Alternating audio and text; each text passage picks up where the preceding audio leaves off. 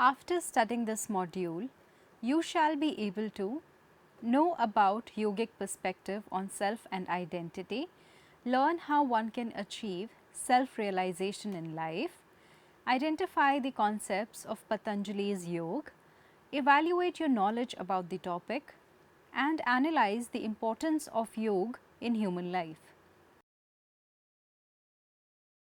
Yoga is both a system of philosophy and a technology for psychosomatic spiritual development.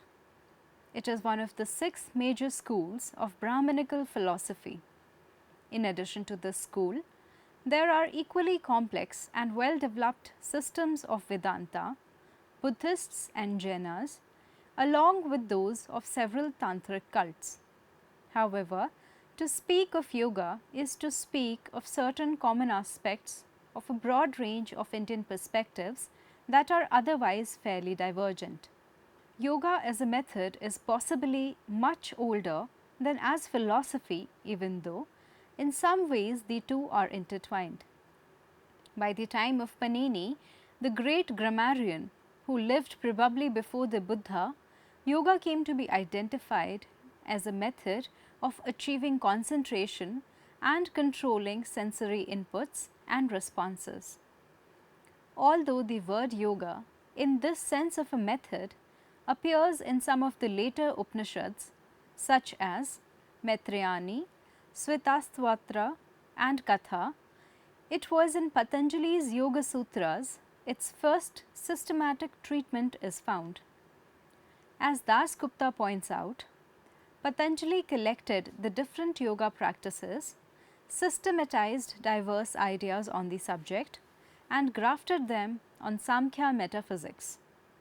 When yoga refers to a philosophical system, we use capital Y, and when it denotes a method, Y is in lowercase. The cryptic style of the yoga aphorisms makes it essential for the students of yoga to rely on old, well-known commentaries that have explained the meaning and significance of the original compact text, a text that involves fewer than 200 one or two line aphorisms. The most important and well-known of all commentaries is that of Vyas about 4th to 5th century AD. The Indian approaches to consciousness have developed in the context of Adhyatma or spiritual life. In yoga, the misery involved in the unending cycle of birth, death and rebirth is considered similar to a disease. According to Patanjali's theory, the root cause of this misery is the identification of the real self, the knower, with the objects of his knowledge, the known. Yoga does not simply aim to be a therapeutic program for helping patients suffering from physical or neurotic symptoms, rather is a spiritual quest for the ultimate release from the miseries of life. Basic principles of Patanjali's Yoga. Yoga is based upon the dualistic metaphysics of Samkhya system, which suggests two basic principles of reality, namely the Prakriti and Purusha. Purusha is often considered synonymous with the real self. It manifests itself in the form of innumerable souls residing in all kinds of living creatures. It is metaphorically described as immutable light because it accounts for the illuminating character of consciousness. Prakriti underlies the material world. The product of the contact of Purusha with Prakriti is called Chit. It leads to the origination of individual phenomenon selves as distinguished from unattached real selves or Purushas, which is involved in the journey from one life cycle to another. Chitta stands for all that is psychological in man. It is primarily the seat of all experiences and repository of their residual effects. It refers to totality of the senses, the ego and the intellect. Thus, it can be referred to as the mind. The capacity and ability of Chitta is provided by Purusha. However, The content is based on Prakriti. Therefore, Chitta is majorly considered a part of the world of Prakriti. Chitta involves three basic qualities or gunas, namely Sattva or luminosity, Rajas or activity, and Tamas, heaviness or inertia. Constant interplay of these three qualities leads to modification in Chitta called Vrittis. Patanjali has classified Vrittis in 5 major categories, which are the first, Pramana, or the cognitive processes leading to valid cognition, such as direct perception, inference, and verbal testimony from a trustworthy person. Second is Vipraya, or the cognitive processes leading to erroneous cognition. Third is Vikalpa, or imagination or fantasy. Fourth is Nidra, or sleep, and the fifth is Smriti, or recollection. Patanjali defines yoga as the control or restraint of the processes of consciousness. The ability of controlling one's mental processes leads to the ideal human condition free from all miseries. Vyas describes several conditions of chitta. These are sipt or wandering, mudh or stupefied, vikaspita or occasionally steady, ekagra or one-pointed, nirudh or restrained. The first three conditions are collectively called Vyuthana condition and are considered unsuitable for yoga. On the other hand, restraint is the most crucial aspect of yoga. Patanjali defines yoga as the restraint of the processes of consciousness. Yoga implies that the mental and the physical aspects of man are not dichotomized. This understanding is based on the law of karma, which states that all actions are a part of cosmic system, where every action is part of the lawful sequence of law and effect. The karma is thought of in three aspects: motor or bodily aspect, which is kayika, the verbal aspect or vachika, and the mental aspect or the manas. Hereby, the mental and the physical aspects of man are placed on the same continuum. The residual effects of all mental and physical activity are considered to be cumulative. The traces left behind by all experience are accumulated and carried forward from one life cycle to the next in the unending cycle of birth and death. The totality of the effects of past experiences and behavior is called karmasaya, which is manifest in three forms: species or jati, span of life or ayus, and enjoyment or suffering, bhog.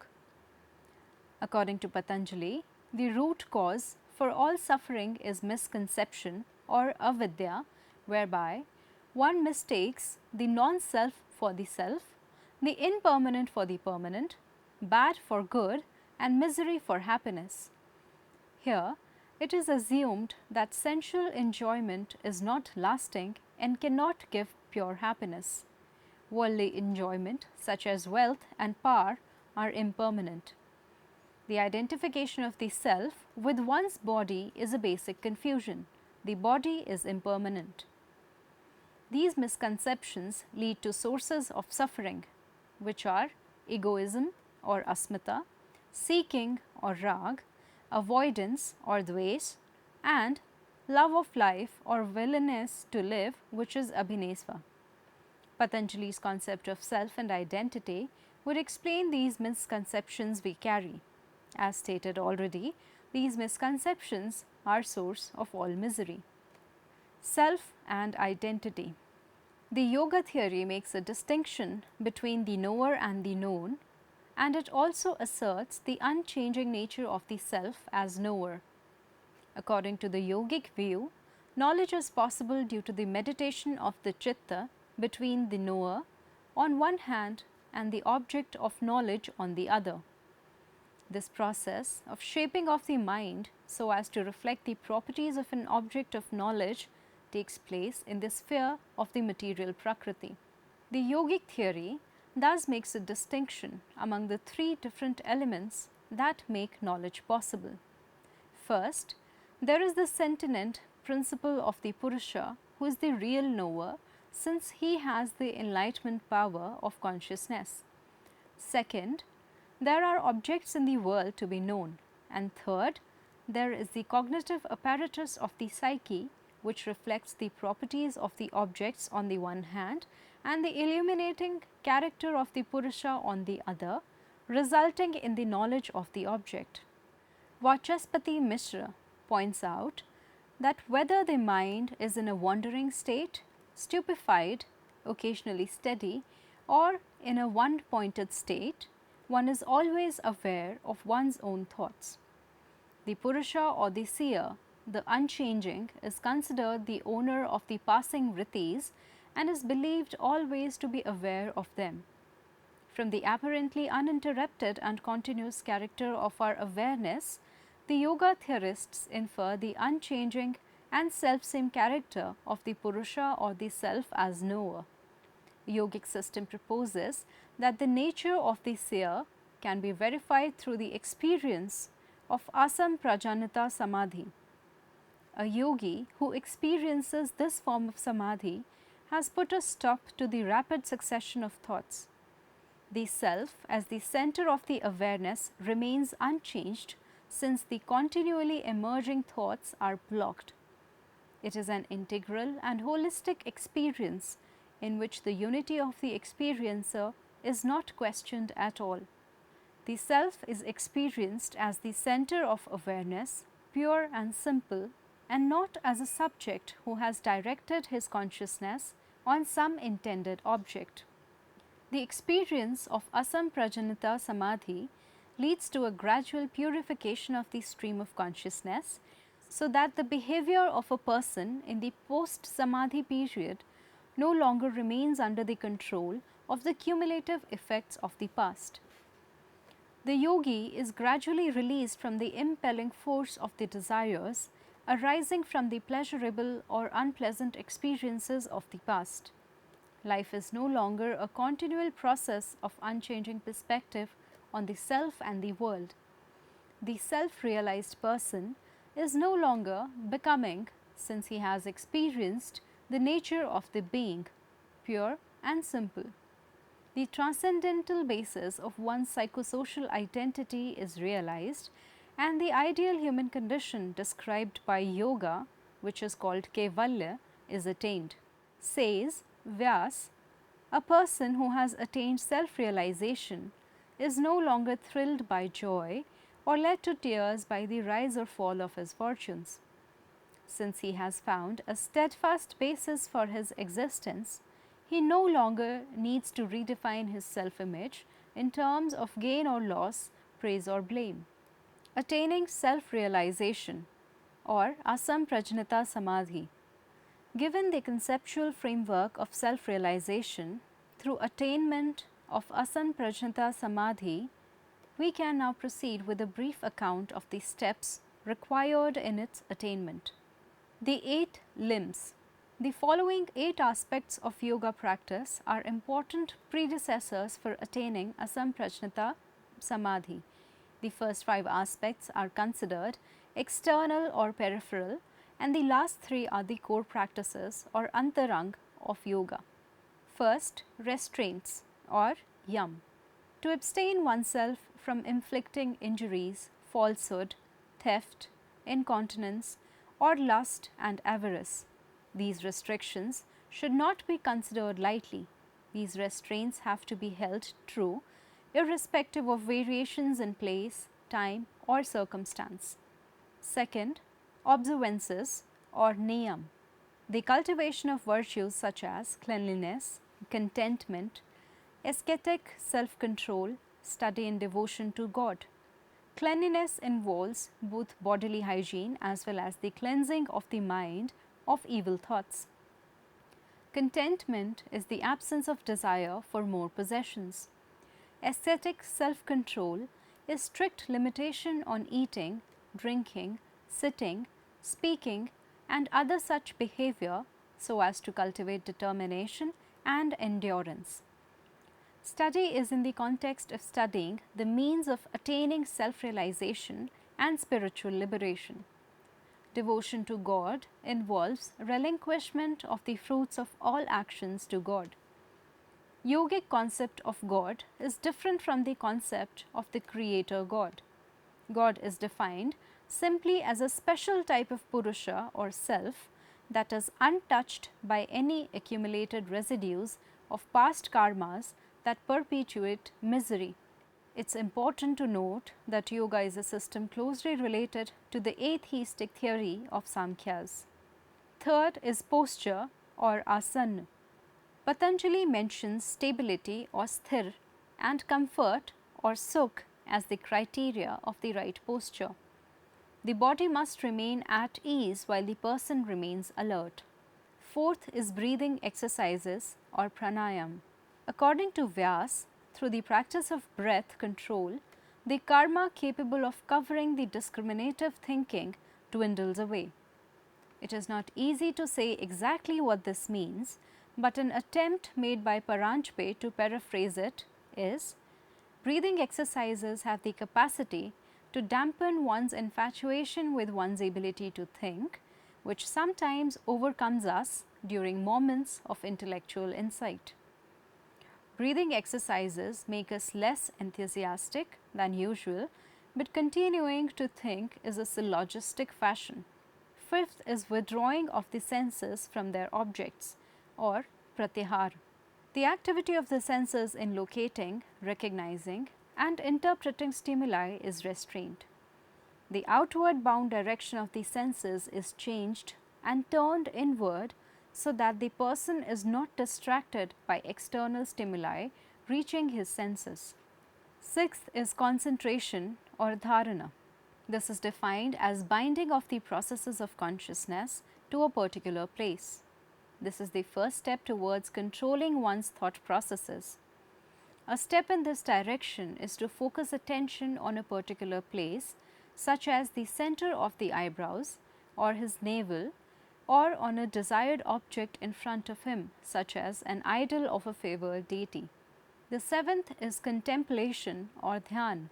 It involves an attempt to hold on to thoughts, ideas, or an image, which is pratyay, of whatever object one has chosen to concentrate his attention upon. Thus, the stream of consciousness flows with homogeneous rather than heterogeneous content. It steadily forward ideas closely related to just one object, or perhaps just one image of that object. The eighth is samadhi. Samadhi is a complex concept descriptive of a set of several altered states of consciousness. A person involved in a process of steady contemplation attains the state of samadhi when the contemplation transforms itself almost completely into the shape of its object, and the contemplation loses itself, as it were, in the process.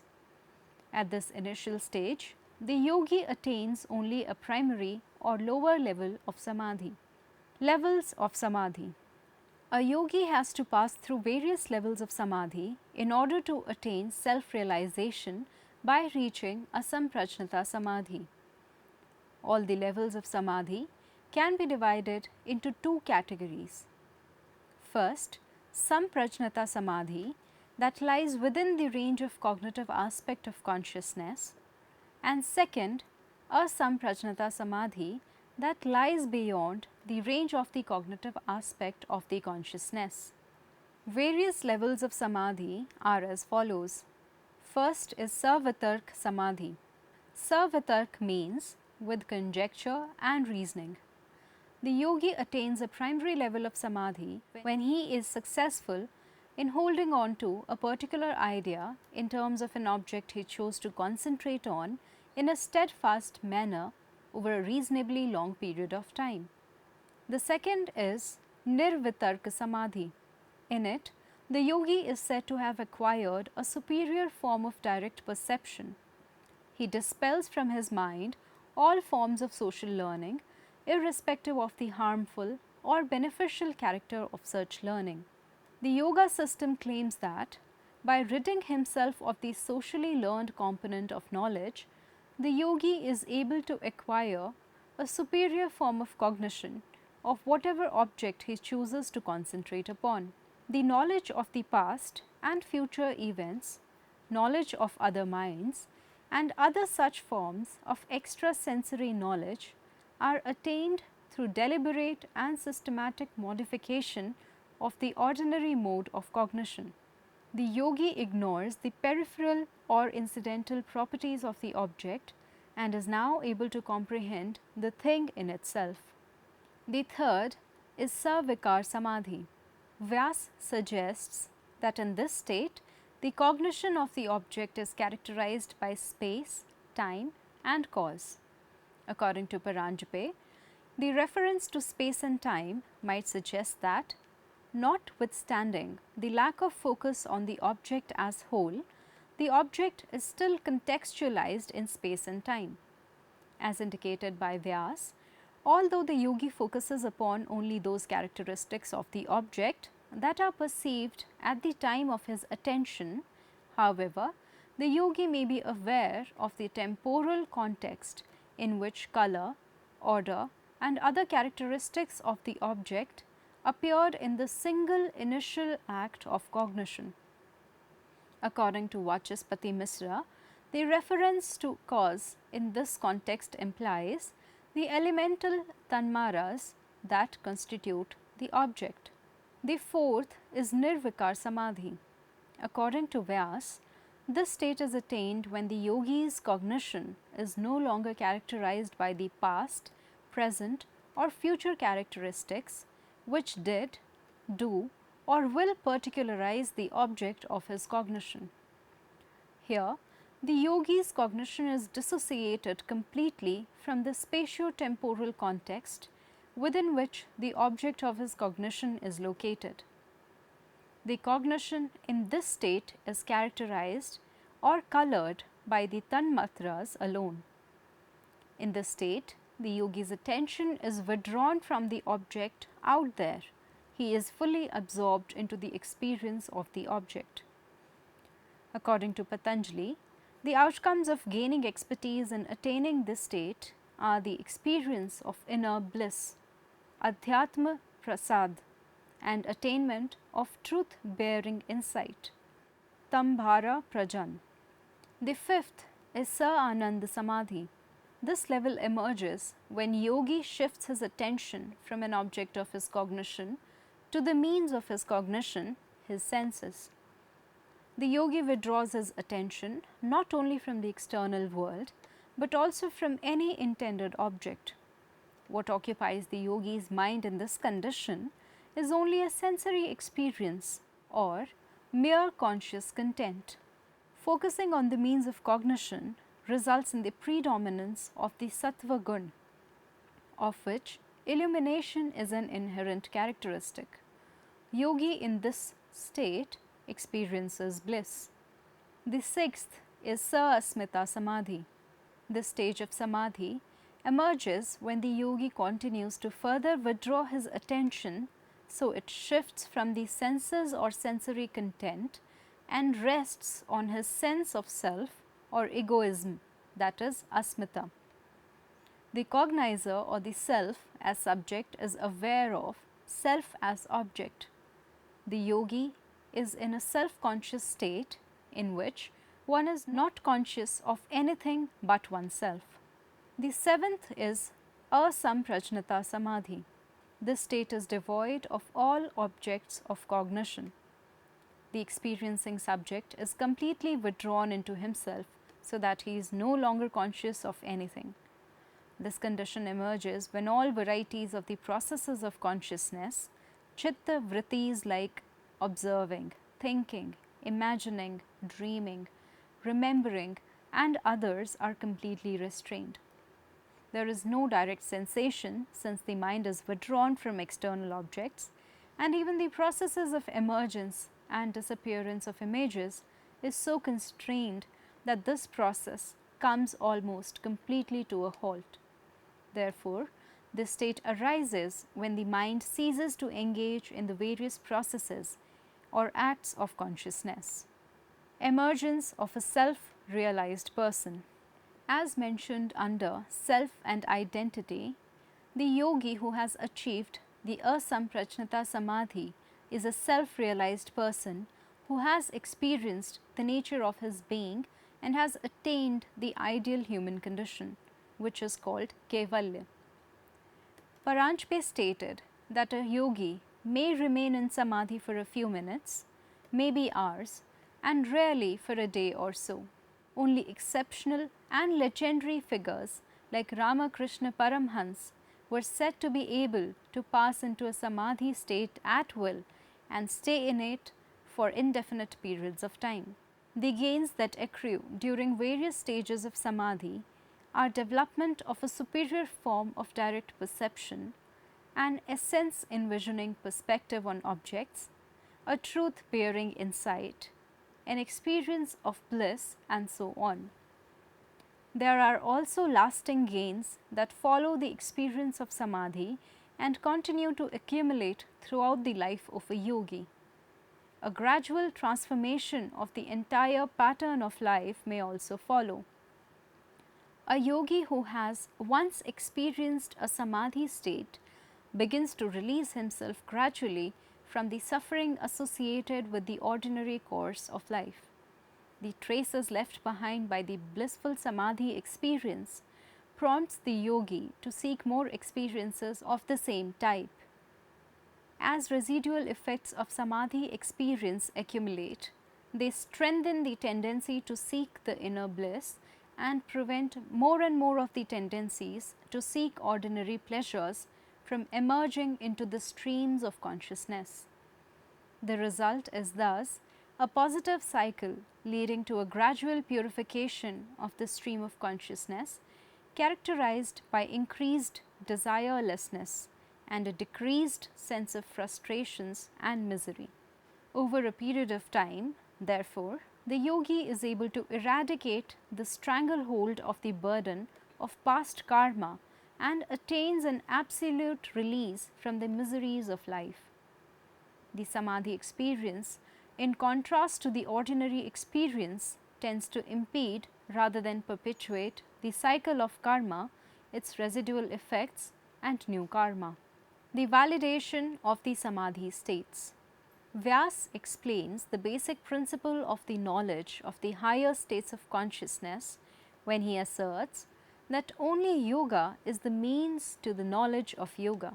This means that the true knowledge of samadhi states lies in actually experiencing them and not merely in their verbal description. Just as anyone who repeats the operational steps involved in a scientific experiment is guaranteed to get the results described in the standard literature, anyone who wishes to follow the guidelines set by yoga may be assured of finding what the yogis came to have discovered. The statements of yoga can be said to be publicly verifiable.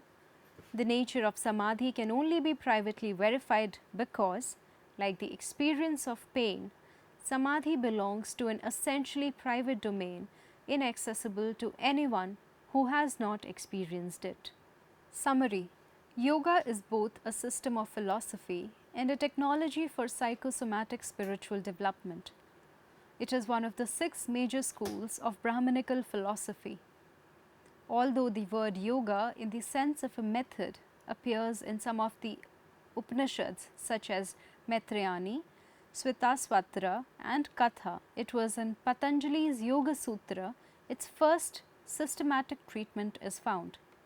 As Das Gupta points out, Patanjali collected the different yoga practices, systematized diverse ideas on the subject, and grafted them on Samkhya metaphysics.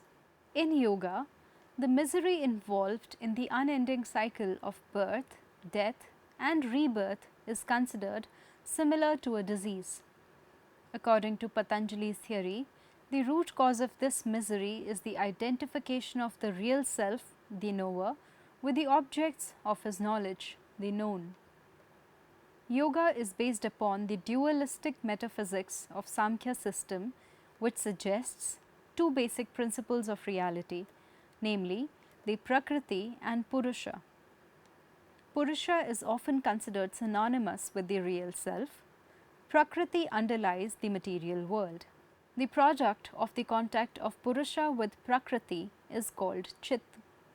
It leads to the origination of individual phenomenal selves as distinguished from unattached real selves or Purushas, which is involved in the journey from one life cycle to another. Chitta can be referred to as the mind. Chitta involves three basic qualities or gunas, namely sattva or luminosity, rajas or activity, and tamas or heaviness or inertia. Constant interplay of these qualities leads to modifications in chitta called vrittis.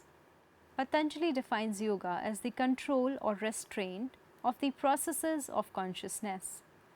The ability of controlling one's mental processes leads to the ideal human condition free from all miseries. According to Patanjali, the root cause for all suffering is misconception or avidya, whereby one mistakes the non-self for the self, the impermanent for the permanent, bad for good, and misery for happiness. Yogic system proposes that the nature of the seer or unchanging can be verified through the experience of asamprajnata samadhi. A yogi who experiences this form of samadhi has put a stop to the rapid succession of thoughts.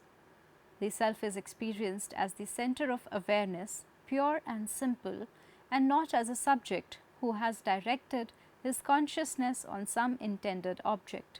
8 aspects of yoga practice are important predecessors for attaining asamprajnata samadhi, namely restraints or yama, observances or niyam, posture or asana, breathing exercises or pranayam, withdrawing of the senses from their objects or pratyahar, concentration or dharana, contemplation or dhyan, and samadhi. Samadhi is a complex concept descriptive of a set of several altered states of consciousness. Yogi has to pass through various levels of samadhi in order to attain self-realization by reaching a samprajnata samadhi. Various levels of samadhi are savitark samadhi, nirvitark samadhi, savikar samadhi, nirvikar samadhi, sa-anand samadhi, sa-asmita samadhi, and asamprajnata samadhi. The yogi who has achieved the asamprajnata samadhi is self-realized person who has experienced the nature of his being and has attained the ideal human condition of Kaivalya. Other gains that accrue during various stages of samadhi are development of a superior form of direct perception, and a sense envisioning perspective on objects, a truth-bearing insight, an experience of bliss, and so on. There are also lasting gains that follow the experience of samadhi and continue to accumulate throughout the life of a yogi. A gradual transformation of the entire pattern of life may also follow. Question about the validation of samadhi states is often answered as, just as anyone who repeats the operational steps involved in a scientific experiment is guaranteed to get the results described in the standard literature, anyone who wishes to follow the guidelines set by yoga may be assured of finding what the yogis came to have discovered. The statements of yoga can be said to be publicly verifiable.